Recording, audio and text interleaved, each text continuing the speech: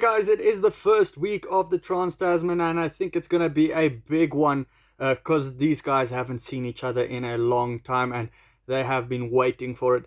Guys, I'm going to do things a bit more different this time, as you'll see in the bottom of this video. I'm going to be covering the Friday and the Saturday videos or games for this Trans Tasman because it is a bit time consuming to have a lot of competitions running at the same time. I'm going to see how it goes. Let me know your thoughts down in the comments below how this video is for you to have 2 games in one video and tomorrow 3 games in one video, and then I'll adjust according to that. So Highlanders Reds is the first one we'll be looking at. Both teams have had a strong season, Reds especially having won the final in Australia. They are going to want to prove that in New Zealand what they can do, because in the comments of most social media they are doubting what the Reds are going to do in this competition. The Highlanders, you wouldn't say they had a strong season if you look at them just on paper, but they really had a building phase of a season, quite a strong building phase of a season, and you'll see just by the players I list in this one. The Reds, they did make a lot of changes to the team. You'll see with Futuahika, he went from 1 to number 3. Dane Zander comes in number 1. So a lot of the big names for the Reds have been rested, especially a guy like Tupou. He's on the bench. Johnston, he's at number 1, accompanied by Tokelai at number 3. Both of them strong scrummages. I actually thought De Groot is going to start at number 1, or De Groot is going to start at number 1.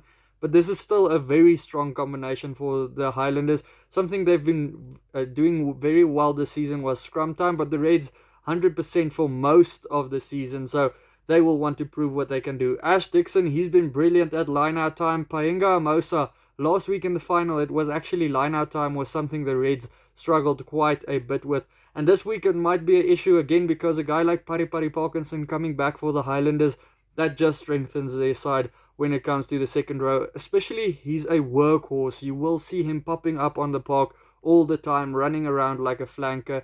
And I'm also excited to see a guy that plays similar to him, Angus Blythe, on the opposite side of the field, to see how they go up against each other. Because Blythe, this season, he hasn't played much rugby. I don't know what the particular reason is for that. At number 6, the Reds, they have Angus Scott Young, who's had a brilliant season, keeping Liam Wright out of his preferred position. Hugh Renton at number 6 because Frizzell being stood down due to that assault allegations. Renton will want to prove what he can do there, but Frizzell, he's been a star of the show for the Highlanders so far. Billy Harmon, also an unsung hero of the team so far this season, up against the regular captain for the Reds most seasons. This season, O'Connor was the captain all season long. Uru at number 8, also a find of the season, really a star of the show for the Reds. Up against the Aotearoa rookie of the season in Himeno, he's just been brilliant, such a hard runner of the ball. Aaron Smith, very, very good veteran, up against a youngster in teenager, Thomas. That's going to be a big game for Thomas because there is probably not better scrum halves you can test yourself against in the world at the moment. James O'Connor at number 10, he's been a star of the show for the Reds as well, been doing everything for them, up against Mitch Hunt, who he's been most of the season very good. He's been finding gaps, finding his players outside with good kicks as well, but there's a couple of games when they face very big opposition where he does fall flat. In the centres, you have Hamish Stewart versus Gregory. Gregory, a big guy at number 12, up against a smaller number 12, Stewart, but he does hold the fort when it comes to defense. Fluke, he's also a small guy, so in the centres for the Reds, quite small, but don't be surprised if they do actually dominate on attack and defense. Last week, they struggled to find their feet for a little while there in the final, and then once they did, things did go better. Michael Collins, who is going overseas after this season, he is at number 13 for the Highlanders. Out wide, Tompkinson finds himself on the wing. I haven't seen him play there yet.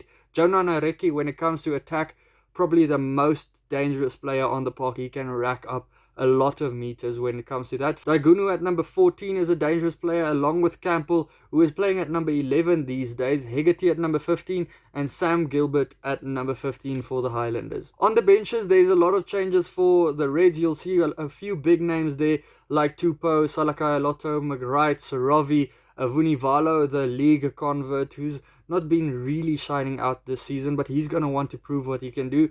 The Highlanders probably not as strong of a bench as the Reds. With De Groot, he's a very strong scrummager. Honeck as well, Liam Coltman. So the front row, they are sorted there. Lentjes as well to look out for. Further than that, there's names over there, but not real star performers you can really look out for.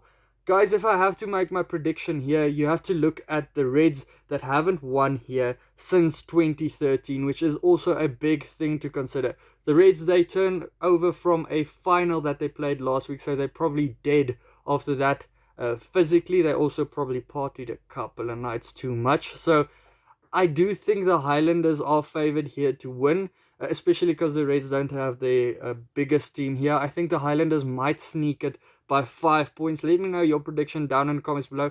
Let's move on to the next one, which is the Waratahs versus the Hurricanes. So the Hurricanes also probably not the best season for them in New Zealand. Waratahs, we know they fell flat the whole season with a very inexperienced side. But the Hurricanes here should probably be favourites here. If you look at the front row, Fidao, he comes in at number 3. Joined by Numia. Dane Coles, the veteran, is over at number 2. So that already gives them a lot of edge there at number 2. Up against a youngish front row in Johnson, Holmes, Purecki and Bell. I do think the Hurricanes will probably dominate scrum time, though the Waratahs do have a couple of games where they do actually force themselves in the game. James Blackwell at number 4. Walker Laiwere, he comes in at number 5. They've been good at line-out time. Sinclair and Douglas, actually they've been good at line-out time in a losing effort for the Waratahs so far this season. Swinton and Prinsep at number 6. Swinton, the enforcer of the Waratahs, has a big game ahead of him. Gamble, the Waratahs do gamble a little bit by choosing him at number 7 against Kirifi, who is a breakdown master. Flanders at number 8 against Harris. The only place where the Waratahs probably have a bit of edge when it comes to experience is at number 9 with Gordon, the captain for their side, up against a very inexperienced Campbell for the Hurricanes. Campbell probably won't have a lot of starts left in him since Perenara is returning. Thankfully for rugby union's sake, he is returning to the Hurricanes. Ruben Love, the youngster at number 10, up against another youngster at number 10. So it's a big game for me there to see who actually comes out favourites. Love has been very impressive. Donaldson, in the couple of games he did play, he really found some attacking positions for those two centres that are very dangerous for the Waratahs. Mentioning the centres, I think that's probably the key move here and the key thing to look out for this weekend, with Lamape not being picked at number 12. Yes, he is moving to France, but he is not there yet. He's not going there yet, so they could have picked him, but they probably went with guys that they know are going to be around for a while. Umaga Jensen, he's at number 12. Not in his preferred position. It's not where he's at his strongest. In the couple of games he has played there, they haven't done too well on attack. Maybe things have changed, but who knows. Fouquetti at number 12 and Parisi at number 13. That has been a revelation in the latter stages of the AU season, and I want to see how that works out against a guy like Umaga Jensen and Proctor. Proctor, he made himself really a name for the Hurricanes at number 13 for a long time in the season. Everyone thought Umaga Jensen should start at number 13, but every time Proctor got the jersey, things went better for them on attack. Noah Konitawase, he's at number 11 coming in for the Waratahs. Newsom at number 14. It's up against a big two wingers for the Hurricanes, with Rayasi, a very dangerous youngster for the Hurricanes. Savia at number 14, probably not the best season for him. He found a couple of tries and a bit of speed at the end of the season, but not too much to write home about.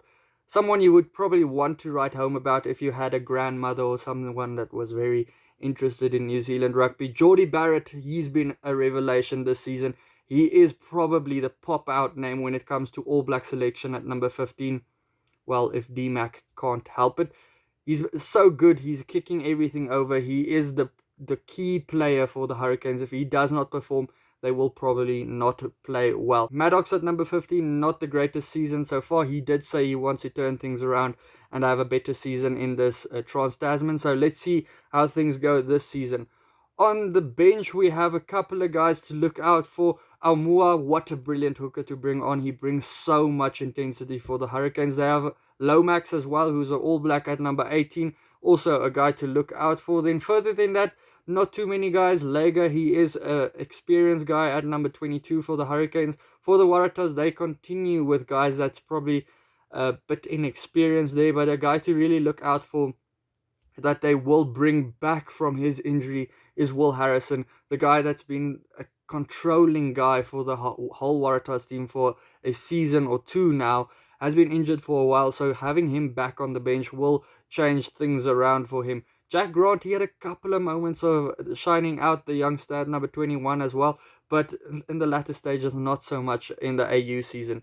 Guys, to predict here, I have to go Hurricanes. They are the better team here as well. They've been playing well in the Aotearoa season as well. It's just so difficult to get a win in that tournament. The Waratahs not so good at the moment, so Hurricanes to win it for me by 10 points away from home. Let me know your prediction down in the comments below for both games. Also, check out these videos next to me. Hit the subscribe button.